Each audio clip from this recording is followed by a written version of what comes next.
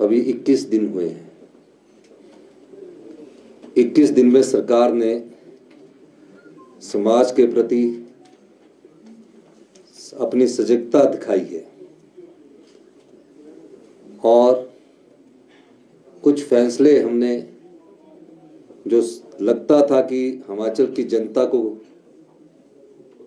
के संदर्भ में करने चाहिए थे, हमने उन फैसलों को किया है। कई प्रकार की चर्चाएं होती हैं और चर्चाओं का बाजार हमेशा गर्म रहता है, लेकिन मैं कुछ बातें आपके सामने कहना चाहूँगा। आप जानते हैं, मुख्यमंत्री की शपथ लेने के बाद मैं सबसे पहले सचिवालय नहीं गया और मैं उस बालिका आश्रम में गया। बालिका आश्रम अच्छा से चल रहा था, लेकिन मैं जब उन बालिका आश्रम में पहुंचा, मैंने एक चीज का अनुभव किया। उन बच्चों से मैंने सीखा, क्योंकि बच्चे भी आपको सिखाते हैं, और वो बच्चे जिनका इस समाज में कोई नहीं है, वो बेटियां जो हमारे समाज में अपने माता पिता को छोड़ चुकी है, किस प्रकार से जीवन जी रही, मुझे उनसे सीखने का मौका मिला। फिर उसके बाद मैं सरकार की जो बनाई योजनाओं के द्वारा कार्यक्रम थे, मुशोबरा में भी गया। वहां भी हमने सब कुछ देखा और एक भावना जो उनकी मैंने महसूस की, उस भावना को मैंने पाया कि इन बच्चों की जो भावना है, उस भावना को सम्मान कैसे दिया जाए।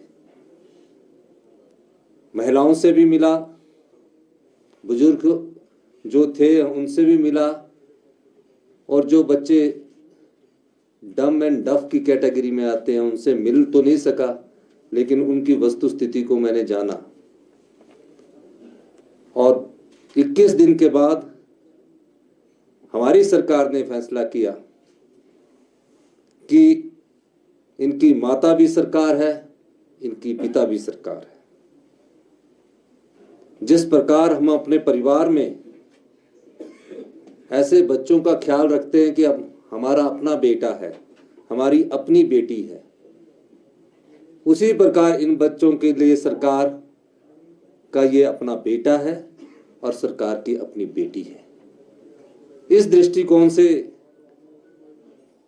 मैंने विभाग के अधिकारियों से चर्चा की। चर्चा करने के बाद पहली बैठक में हमारा ये फैसला हुआ कि इन बच्चों के जिनके कोई भी सहारा नहीं है, सरकार माता है, सरकार पिता है, इसके लिए एक योजना एंड टू एंड लाई जाए। काम हुआ और मैं धन्यवाद देना चाहूंगा सामाजिक कल्याण विभाग को कि 20 दिन के अंदर एक ऐसी योजना आपके सामने लेकर आए हैं जहां आप भी गौरव महसूस करेंगे। और इसका सारा श्रेय मैं अपने अधिकारियों को, विधायक दल के सभी लोगों को देना चाहूंगा कि उन सब ने भी इसमें अपना योगदान दिया। और कुछ तो हमारे पत्रकार बंधु भी थे जिन्होंने इस योजना के बारे में हमें बताया। और आज जब नव वर्ष की शुरुआत का पहला दिन है, सुबह ही मैंने, क्योंकि रात को ही हमारे चीफ सेक्रेटरी साहब प्रमोद सक्सेना जी की नियुक्ति हुई है 11-12 बजे, और आज सुबह से ही हमने इनसे बात की, सुबह से ही कार्य में अपने जुड़े, इनसे मैंने अनुरोध भी किया और डायरेक्शन भी दी। सबका एक मत था, नहीं, हम एक ऐसी योजना लाए जो सभी बंधनों से दूर हो, कोई सरकारी बंधन उसमें ना हो।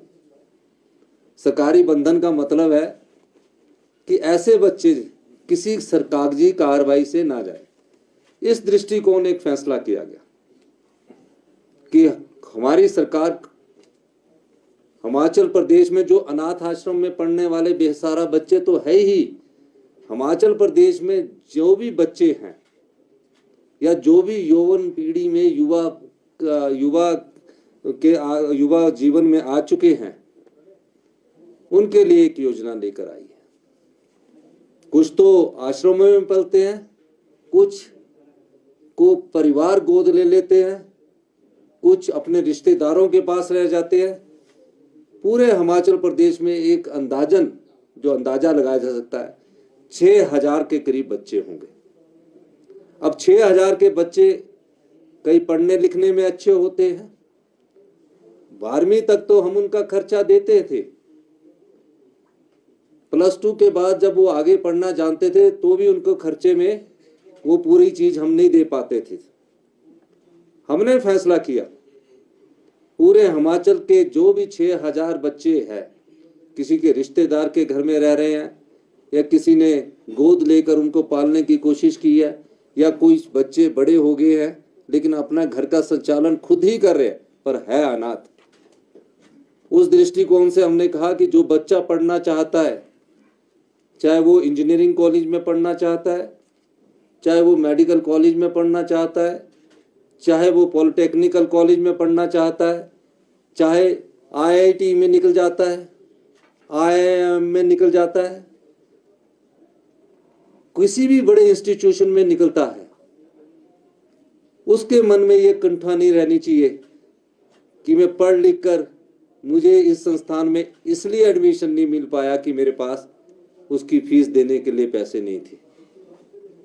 इस कुंठा को समझते हुए हमारी सरकार ने फैसला किया है कि जो भी बच्चा अपने जीवन काल में मेडिकल कॉलेज में, नर्सिंग में, पैरामेडिकल में, जिस भी शिक्षा संस्थान में कोई छूट भी गया होगा, जो उसके पढ़ाई से संबंधित होगा, जो उसके जीवन जीने के साधन से संबंधित कोर्स होगा, कोई भी ऐसा कोर्स, उस कोर्स के लिए हमारी सरकार उसको जैसे अपने बेटे को देते हैं, अपने बेटे को हम बोलते हैं कि अच्छी पढ़ाई करनी है, अपनी बेटी को बोलते हैं कि उसको ट्यूशन भी लगानी है, ये सारी व्यवस्था जो एक परिवार में एक बेटे को हम जिस रूप में देते हैं, हमारे विधायक, हमारे जो मुकेश अग्निहोत्री जी, हम जो अपनी बेटी को देते हैं, किसी प्रकार की किसी भी सुविधा से उसको वंचित नहीं किया जाएगा।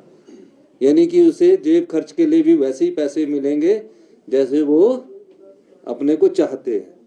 इसी प्रकार अगर उसने कभी घूमने के लिए जाना है तो वो ये ना ताके कि वो किसी के निर्भर है, सरकार उसकी माता है, सरकार हम उसको वो जेब खर्च तक कभी देंगे, उसको कभी ये महसूस नहीं होने देंगे कि उसकी कोई कमी है उसमें, उसका परिवार हिमाचल प्रदेश सरकार होगी।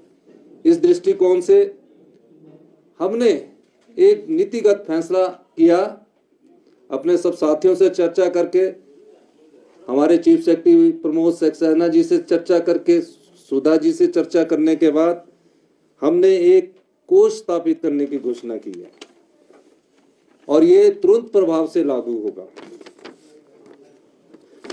इसमें सभी बच्चों को सुख प्रदान हो, कोई उनको ऐसी महसूस ना हो कि हमारे माता पिता इस जीवन में नहीं रहे और हम दुखी मन है, कि दुखी मन से वो कभी मत सोचे, और हम किसी पर निर्भर भी ना हो, उन्हें ये लगे कि आज हम सुख है, हमें सुख मिल रहा है। इस दृष्टिकोण से हमने ऐसे लोगों के लिए मुख्यमंत्री सुखाश्रय सहायता कोष स्थापित करने की घोषणा की है।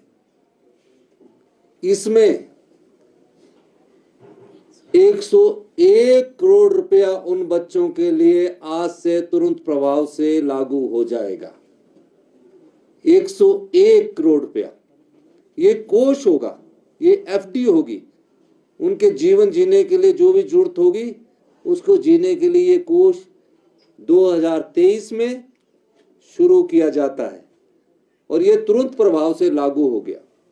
मैं सभी पत्रकार बंधुओं से भी ये कहूंगा कि कोई बच्चा आपकी नजर में भी आए जो अभी पढ़ना चाहता है हम उनको सहायता करते हैं, 5,000 दे दिया, 10,000 दे दिया, हम उसके भाव को खरीदने की कोशिश करते हैं, दया भाव को हम करने की कोशिश करते हैं। इस दृष्टिकोण से मुश्किल था 101 करोड़ रुपया निकालना, लेकिन जब मेरी चीफ सेक्रेटरी साहब से बात हुई तो उन्होंने कहा कुछ कंपनियों से हम CSR से लेंगे, कुछ हम लोग भी उसमें कंट्रीब्यूशन करेंगे। पहले कंट्रीब्यूशन में हमारे जितने भी MLA हैं, वो जितनी उनकी क्षमता है, लेकिन सभी MLA जो कांग्रेस के हैं, मैं धन्यवाद देना चाहूंगा सभी MLA का कि हमारी उनसे बातचीत हुई।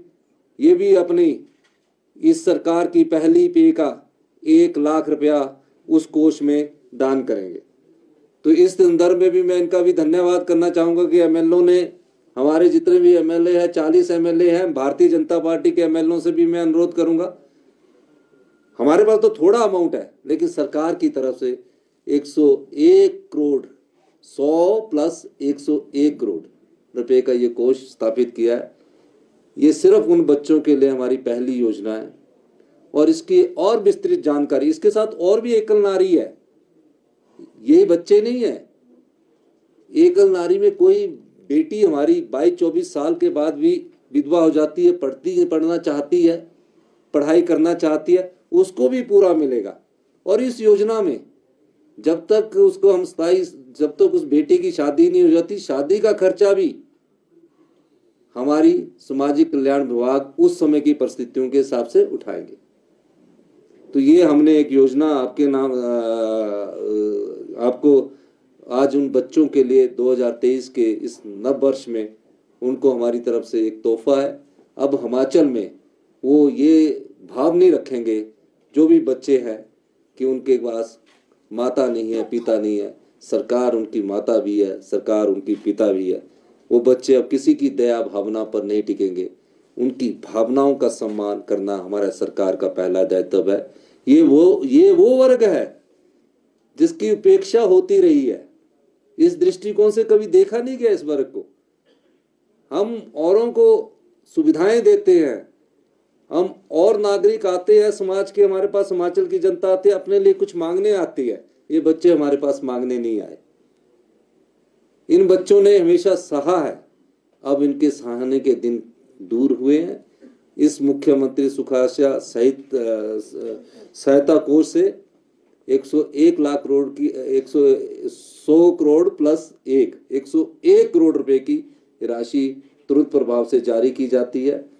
और आप पत्रकार बंधुओं से भी मेरा अनुरोध रहेगा, आपके ध्यान में जब भी आए, सामाजिक कल्याण विभाग इसकी नोडल एजेंसी है, हर जगह इनके डायरेक्शन होंगे, क्योंकि एकदम ये योजना आई है तो इसके लिए अभी थोड़ा टाइम लगेगा उनको विभाग में भेजने का। लेकिन आपके ध्यान में कोई बच्चा ऐसा है कि जो मेडिकल कॉलेज में है, इंजीनियरिंग कॉलेज में है, कहीं और सिलेक्ट हो चुका है, आप हमारी सेक्रेटरी से सीधा संपर्क कर सकते हैं। ये पैसा उनको सीधा उनके अकाउंट में जाएगा। और उसके जेब खर्च, जैसे हॉस्टल में रहता है ना बच्चा, हमने हॉस्टल का लाइफ भी देखा, तो वो देखता ना रहे कि किसी के पास मेरे पास पैसे, तो उसके लिए भी एक हम पैसा उसको, जेब खर्च का पैसा भी हम उसको देंगे।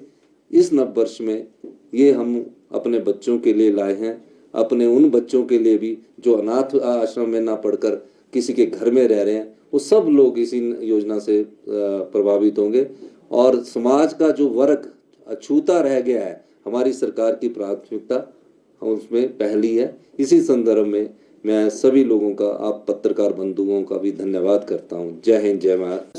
स्कूल टाइम में पढ़ता था तो अनाथ आश्रम से कुछ बच्चे हमारे साथ स्कूल में पढ़ने आते थे, तो एक भावना होती थी, तो बेचारे शाम को जैसे दोस्त बन जाते हैं ना, कई बार कॉलेज में दोस्त बन गए। तो जैसे मैं PUC में गया तो कॉलेज में दोस्त बन गया, तो कहता कि आज मैंने बोला दीपावली है, तो उसके मन में फीलिंग आती थी कि मेरा तो घर ही नहीं है, तो हमको तो खर्चा करने के लिए भी इकट्ठा होना पड़ता था। तो वो भाव मेरे मन में शुरू से था, तो मैं उसको अपने घर ले जाता था। तो उस बच्चे का भाव देखिए कि मेरे साथ तो कहते और भी 40 बच्चे यहाँ निचले उसमें रहते थे। तो उस दृष्टि से मैंने देखा कि उनको पैसे की भी कमी ना रहे, तो एक भाव था, मुझे मौका मिला, मैं आज उस भाव का, उस बच्चे का भाव, आज वो मेरी उम्र का होगा, तो उसके बच्चे भी होंगे, लेकिन वो खेलने में बहुत अच्छे होते थे, लेकिन उनकी भावनाओं की कदर नहीं होती थी क्योंकि वो एक जाके सुबह वहां से हॉस्टल से उठना जाना, उनको वो मातृ प्यार नहीं मिल पाता था। तो मैंने सोचा इस सरकार का पहला दायित्व बनता है, इस दृष्टिकोण से हमने ये योजना लाई है। धन्यवाद।